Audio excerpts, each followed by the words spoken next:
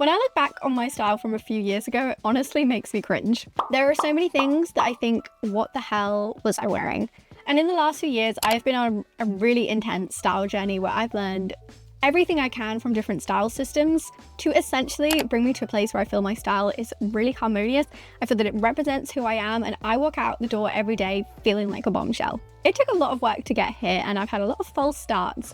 And these are the things that I wish I knew when I was 20. My name is Ellie-Jean, I'm a style consultant, and on this channel, we find our style by finding ourselves. And these points are gonna be a little bit brutal, okay? They're very, very honest. They're the things that I really think are true, and some of them aren't all that nice to hear, but they are the things that I honestly wish someone had told me. 1, you do have to sacrifice a tiny bit of comfort to be stylish. I often get this question from my clients, which is like, oh, I really want to dress in hoodies and sweatpants every day, but I also want to feel sexy and I want to feel good in my style. Sometimes two things just can't be true at once. Sometimes they can, like obviously there are people out there who can dress in really, really cozy, comfy style and still look incredible, but it's not usually because they're wearing sweatpants and a hoodie. I think there is a big gap between sweatpants, hoodies, fluffy socks, and high heels and a tight dress. Like there is lots of space in the middle here. I think you should just challenge the assumptions and the rules that you've built yourself. For example, I speak to a lot of mums who say, oh, I can only wear leggings because my world is messy and my children are messy. That's probably true, but if that is your world now, which it definitely is for at least 10 years, there's going to be mess involved in your life. You kind of have to be okay with getting a bit dirty. And that there is the shift that needs to happen, just upgrading from leggings to a pair of Levi's. You'll look way more Rachel Green. You'll look way more elegant and sophisticated with such a small change where yes, you'll be a tiny bit less comfortable, but you'll also feel better about yourself. You'll also look in the mirror and feel, actually, I am pretty hot. And that is a feeling worth holding on to, especially when you've just been through something as turbulent as having children and your whole identity's changed. That doesn't mean that you have to become this other version of yourself where you can't even look good because you've set this rule that you can only wear leggings now. And that's same when you're early 20s. So many people say things like, oh, I just want to be comfortable. I just want to wear leggings because I like to feel comfy. And that's okay if that is honestly a higher priority to you than your personal style. Like we all have things that matter to us. But if you do want to feel stylish and you want to feel elegant and you want to feel elevated and sexy and just feel like that version of yourself, sometimes those really, really comfy items have to go. 2, you have to start buying less and buying better. Unless you're under the age of 20, there is absolutely no reason to be buying from Shein, Pretty Little Thing, and Boohoo. Now, yes, I shop from a lot of fast fashion places. I shop from Zara. Mostly now I shop from & Other Stories and Mango. Also, buying secondhand. There is so much on Vinted. And if you really love the aesthetics that you can get on Shein, there's plenty of that on Vinted as well. So use Vinted, use Depop. There's so many ways to buy secondhand, charity shops. So if it's a money problem, which it very rarely is, most people buying Shein know how terrible it is. I had a friend who had an item from there who had a label sewn in saying help me or something of that sort. So this isn't just a news story. This is happening quite a lot. You don't need to be buying from there. You really don't. Their production levels are just on another range. Anyway, point being, people can tell also when you're buying cheap. People who don't buy cheap, you can see the difference. I can spot a Primark blazer a mile away, especially if it's things that you're wearing to work. You want to look really classy at work. You want to look elegant. You want to look like someone people respect. And sometimes that means waiting a bit longer to buy a nicer blazer. Literally just marginally nicer. Which brings me to number 3. People do judge you based on what you wear. Don't give anybody an excuse to write you off as a nobody. And by that, I'm no longer talking about the expensive cheap thing. Like you can buy cheap clothes and still look incredible to an extent. I just mean having a sense of style, being in tune with what you wear, taking time to scroll on Pinterest and spend time in your wardrobe coming up with things. People can tell when you've made an effort and they really do appreciate it. 4, be the best dressed in every room. You have to get over your fear of standing out. When you look really good, you probably won't fit in anymore.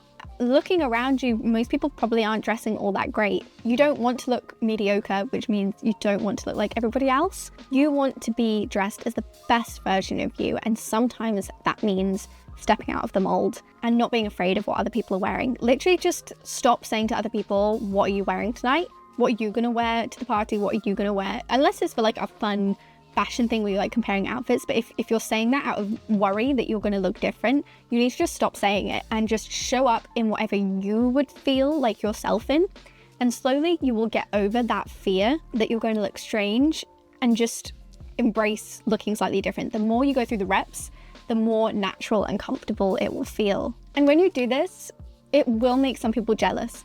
Some people will try to put you down and say, why are you so dressed up? Or they'll just, certain people will try to make you feel bad about it.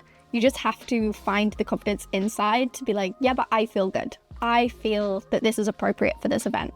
And it's a good way to weed out the bad friends. And listen, I say all of that with a pinch of salt. Your goal shouldn't necessarily be to outshine your friends. That's not what I'm saying. I'm just saying, don't be afraid of standing out because it possibly means you're doing something right.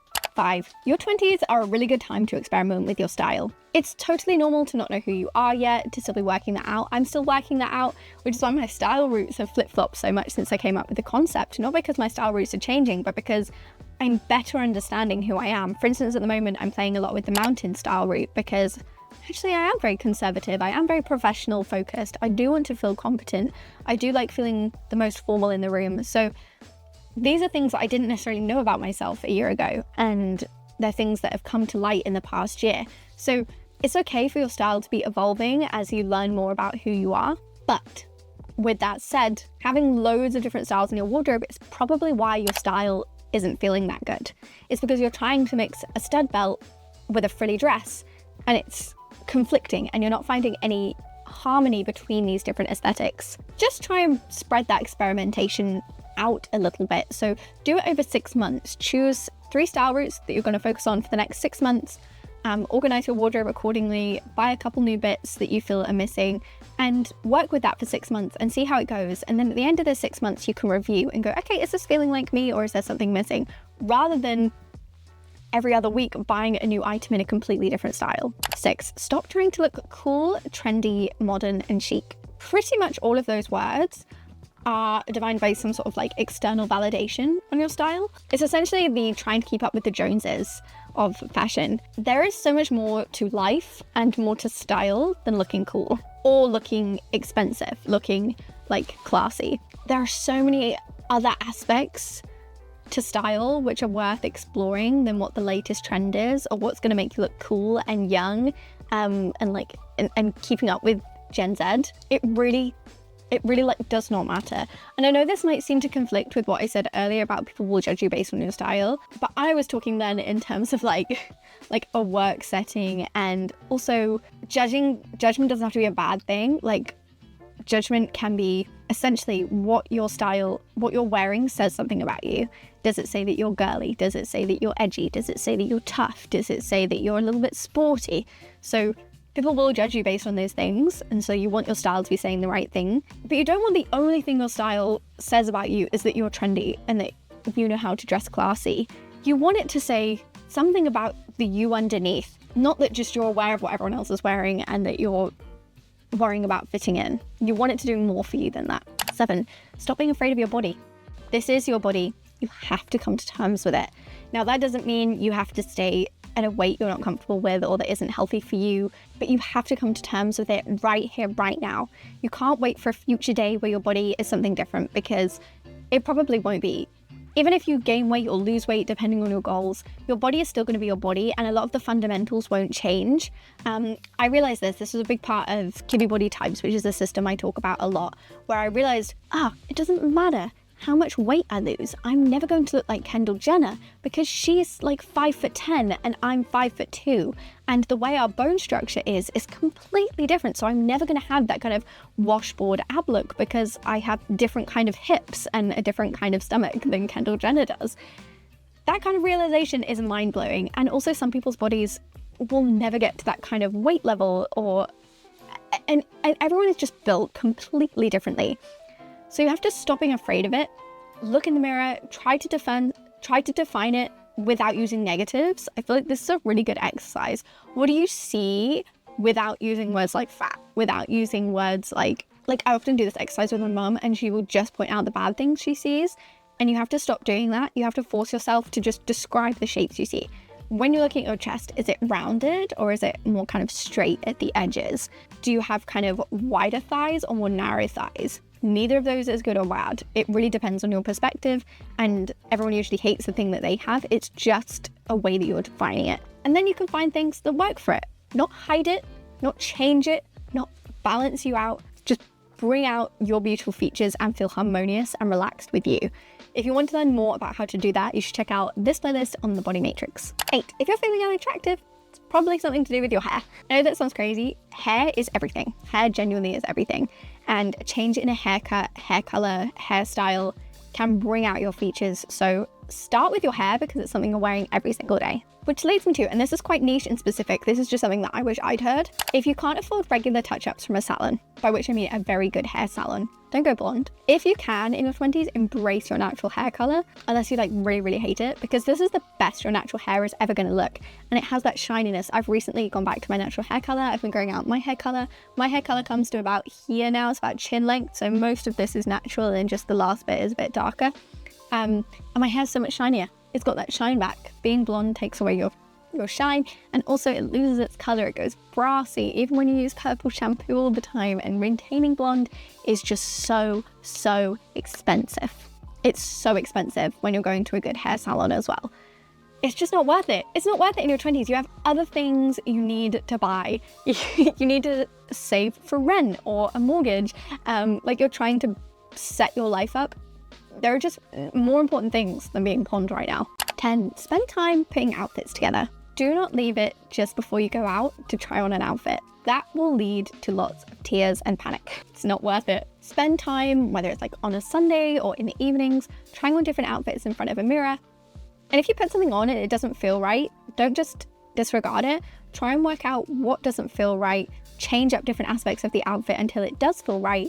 Then take a picture and you can use it as a reference to come back to. I would try and save outfits on some kind of wardrobe app like Index or Open Wardrobe or Wearing, all of which I've used. I'm currently using Index, which I think is definitely the most modern and sleek.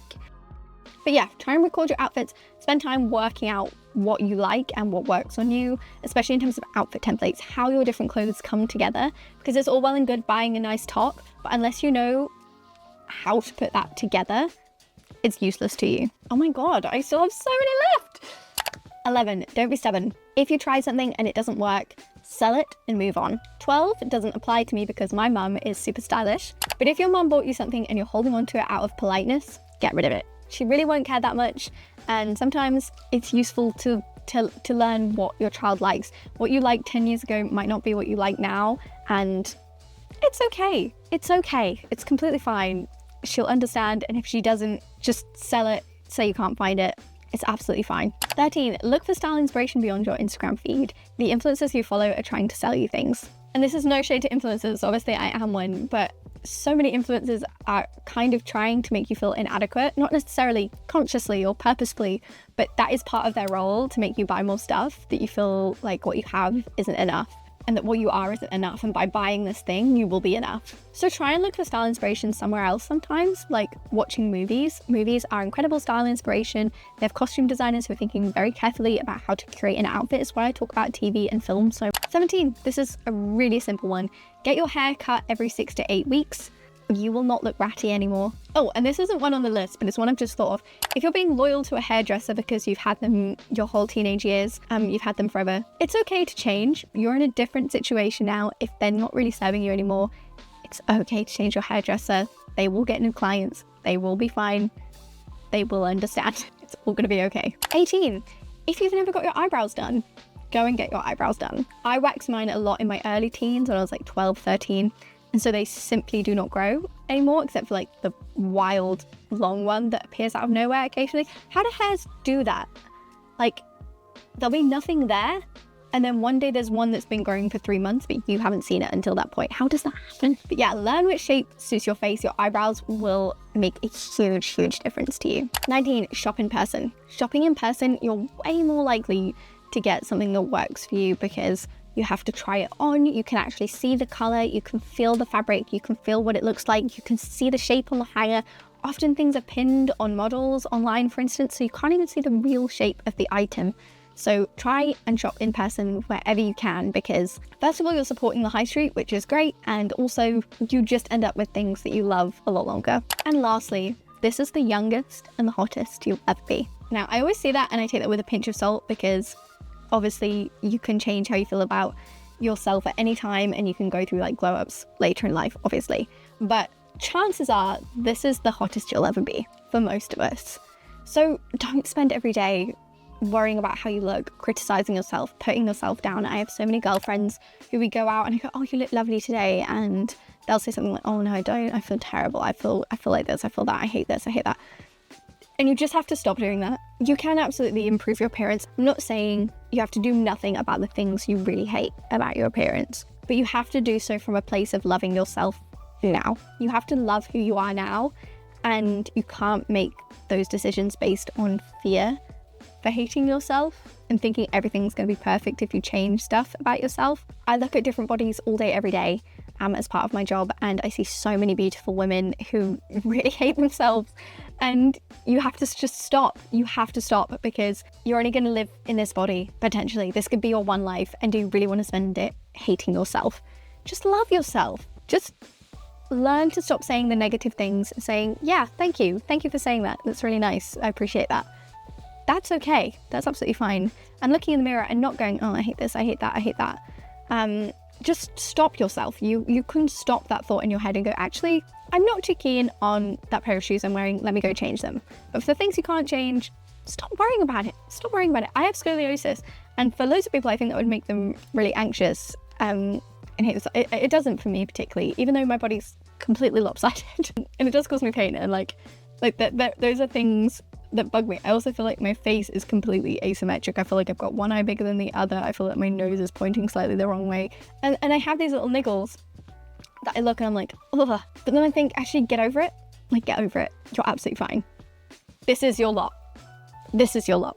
So learn to love it and learn to enjoy clothes anyway, because clothes are fantastic. It's an art form. It's an art form you have to get in touch with, because you're wearing clothes every day and it feels amazing. Okay, some of that was quite brutal. I feel like I've really preached. I feel like this is the most preachy video I've ever made. But hopefully you appreciate it. Hopefully there's something here that has changed your perspective and has helped you in some way. I really hope so. If you've enjoyed this video, I really think you should check out my book, How to Dress Your Best. I think this is the first video I'm premiering this version in. The version I've had up until now has been a dummy copy, whereas this one has stuff on the inside. I was so excited when I opened this, honestly. Let me show you a couple of pages. This is one of the pages on Moon. We'll bring it close. See what other pages in here I love. I think my favorite pages are the Star Route pages, honestly. I love them. This is one of the pages on Flower. Look at that. So stunning. It's just so stunning. This is one of my favorites, teaching about contrast and light and dark, warm and cool. I love that page so much. If you want to learn about personal style and how to transform yourself and go through a glow up over the next few months, this book will really help you to get there. The link to pre-order or possibly order, depending on when this video comes out, is in the description. Thank you so much for watching. I will see you next time.